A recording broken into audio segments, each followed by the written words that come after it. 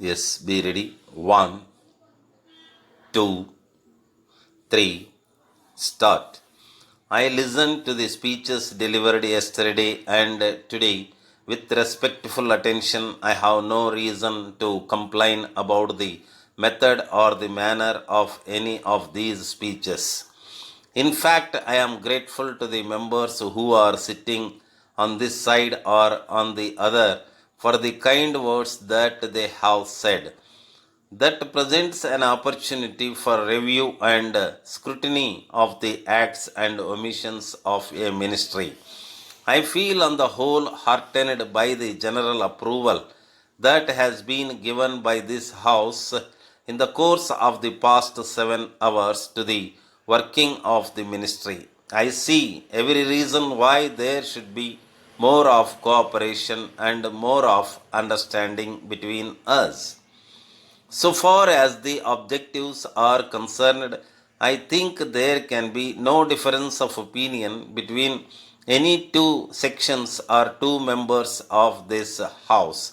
Even if political prejudices were to prevail, the line of demarcation would be a very thin one. So I am glad to find that the issues have been handled tenderly and generously. Some reference was made in one of the speeches to the joint responsibility of the cabinet and also to the need for cooperation.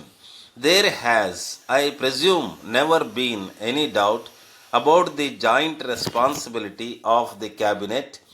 It is in fact enshrined in our constitution.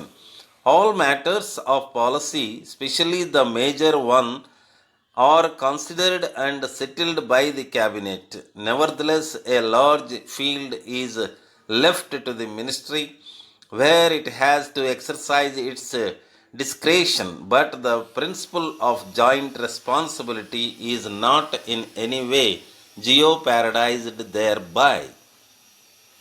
There has been a suggestion that there should be more of coordination, and a reference has been made to some of the remarks made by one of my colleagues. We have in this connection to bear in mind that we are not here serving a unitary state. It is more like federal than a unitary state, especially the subjects with which the Home Minister happens to be concerned would ordinarily be the primary concern of the state. The state's sphere has been earmarked by the Constitution and has been defined in very clear terms. But the task of administration really does not admit of artificial or airtight compartments. So, efforts have been made to bring all those who have to carry out these common undertakings as close as might be feasible. We have the Planning Commission, we have the National Development Council, and we have also the Standing Committee of the National Development Council to deal with these matters. But all the same, it has to be borne in mind that in a democratic system, decisions are reached more through understanding and persuasion than by imposition. So, if there be a little importance at times, we have to take this factor into account. But I fully agree that there should also be complete coordination and unity and concerted endeavor. All suggestions that may be made to facilitate and promote this process will be welcome. We, on our part, still continue to explore the possibilities so that there may be greater coordination.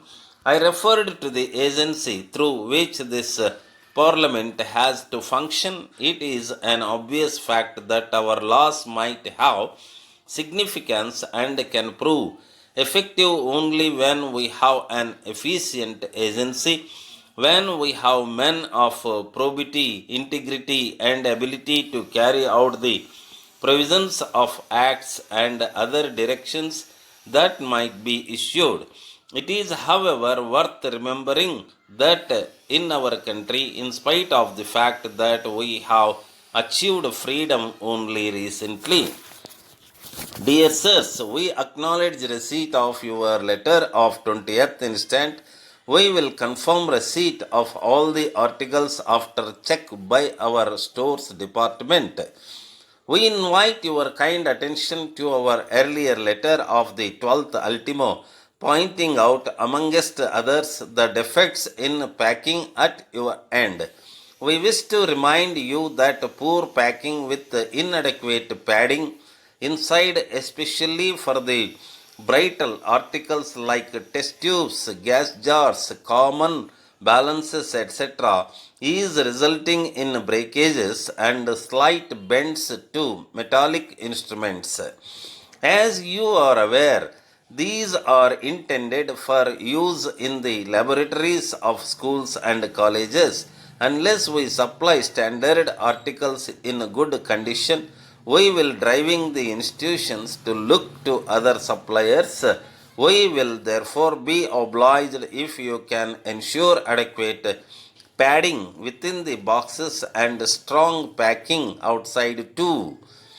Though the packages are clearly marked handle with care, we fear they are susceptible to some amount of rough and careless handling in transit.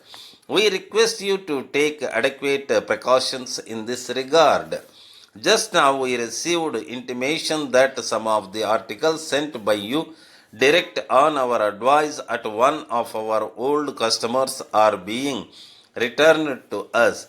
We are also given a list of articles broken or spoiled in transit, and we are asked to give credit for these articles or replace them. Yours faithfully.